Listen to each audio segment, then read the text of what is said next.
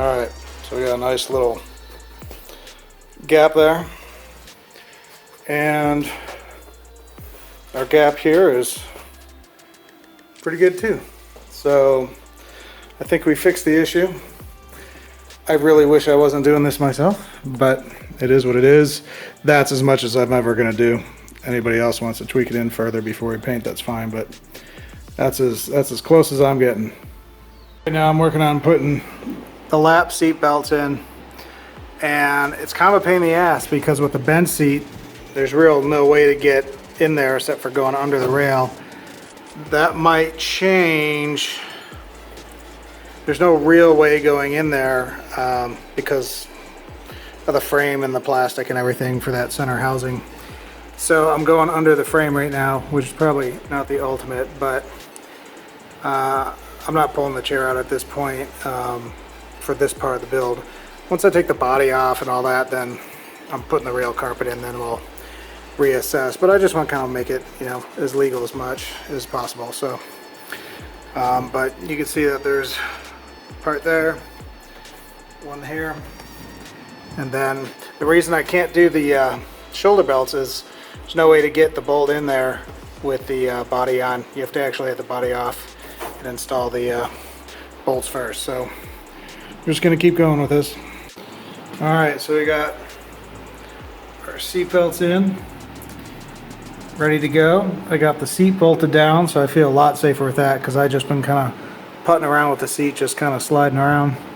So I got the hood aligned, but there's actually a car show coming up, and since I don't have the pole, you know, permanently mounted, it's a lot easier to just show off the engine with leaving it open. So I'm going to do that, and be the first show I take it to. In progress.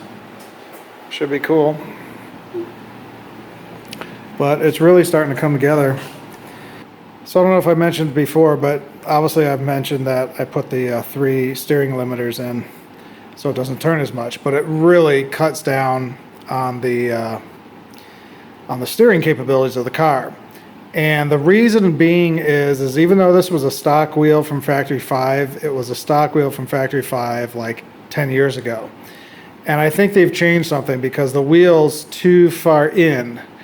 So what I'm going to do is get a 1-inch spacer, bring the wheel out. That'll take care of all my clearance issues. And then I'll slowly pull out, you know, the limiters. I might still need 1 in there, maybe 2, but at least I won't need 3, and I can actually turn better. And I want to make sure that that will also stop my back end of the fender smacking into the side of the car. So right now the place that I got my spacers from before for the rears is back ordered, so it's going to be another 13 weeks. So I'm kind of, that's why I removed the poles that hold the fenders, and just keeping everything off right now so I'm not causing havoc.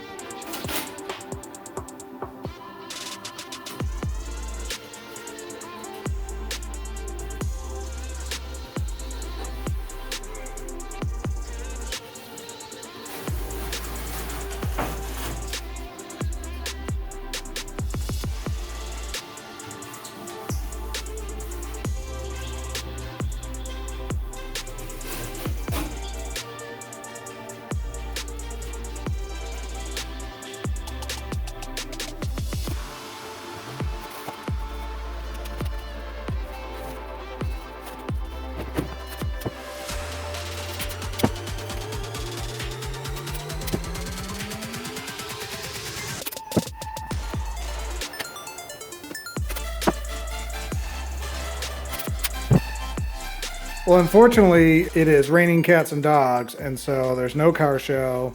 And of course, I don't want to bring this out, and I don't have fenders, and it's splattering all over the place, and you know, I don't want to do any of that. Plus, you know, I don't feel that I have reliability yet. I believe I do, but we're getting there.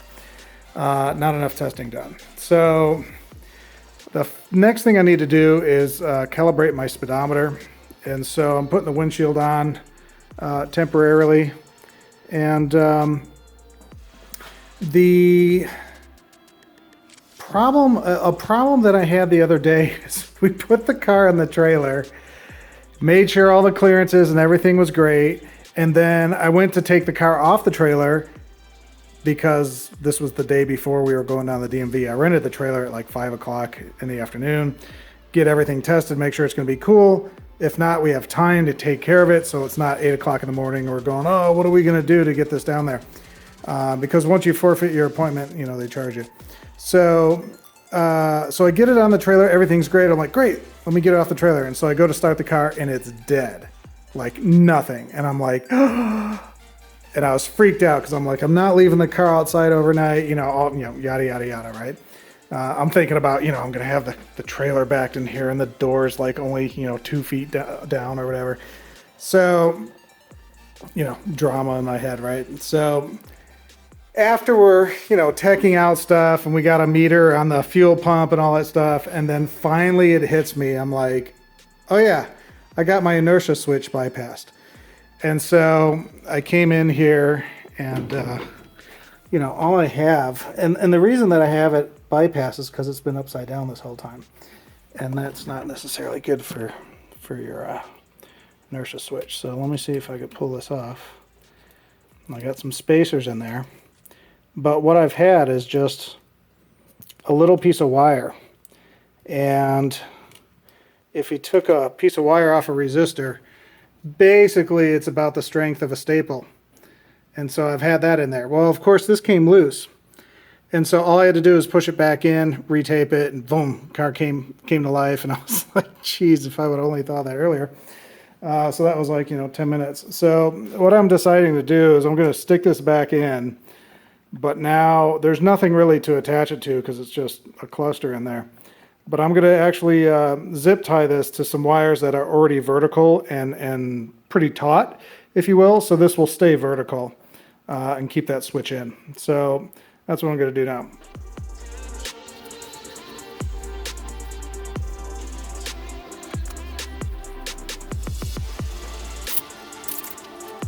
So I feel that this, compared to my bypass, is actually way more reliable.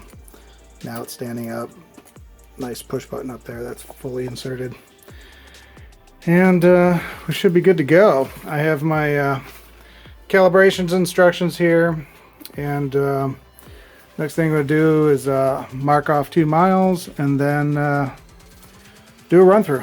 And tomorrow's forecast is like, I don't know, 10% rain or something like that, where today was like 99%. So we're going to try to give it a go early in the morning and get this thing happening.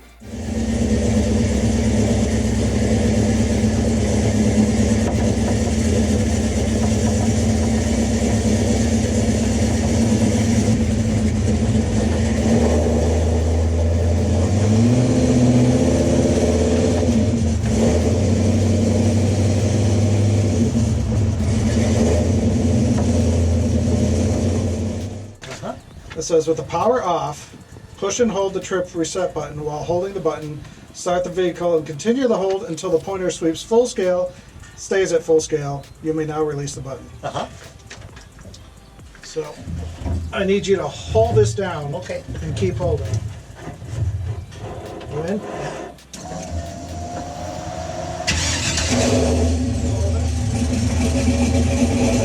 Look out.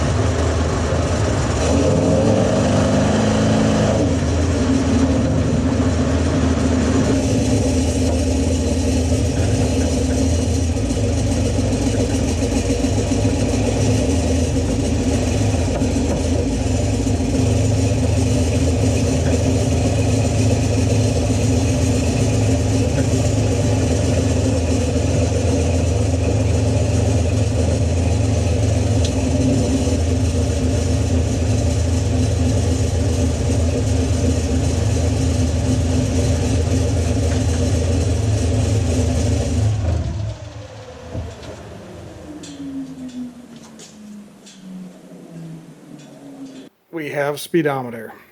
So I went through the calibration process. The first time I tried it, it didn't work. I think it was me trying to hold the key up, turn it, and push a button at the same time. So I had my neighbor go and push the button, and then it went into its mode. And then I took it around the block, and boom, there it was. So now I've officially put 2.5 miles on the car. And 2 miles of it was actually getting it calibrated. And then I took it out on a main road and, you know, went through some gears.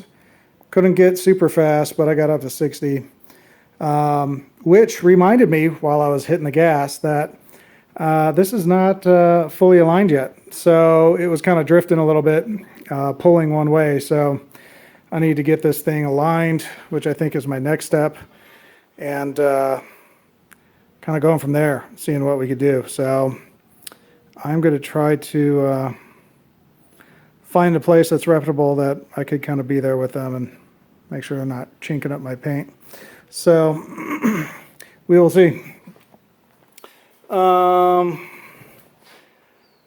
then I checked my trans fluid after all that because I wanted to make sure, you know, things were doing good, and I'm good. I'm topped off. So I think that's the last time I'm checking that for a long time. And we're getting there. So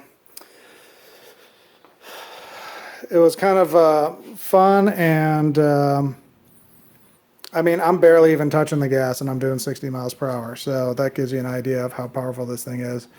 And like I said, it's a little squirrely, and I think it's because of my alignment. I think once my alignment's in, I could hit the gas and go in a straight line, and I'm feeling okay. I can tighten the, you know, the big nut in the middle of the steering wheel. You know, that kind of rattles a hair loose every once in a while, but not a big deal. I mean, yes, it is a big deal, but it's not a big deal because I'm just putting around here. I'm not going on any long thing. But if I do go on a long thing, I will torque it down and go from there. Wow. Till next time, have a great day.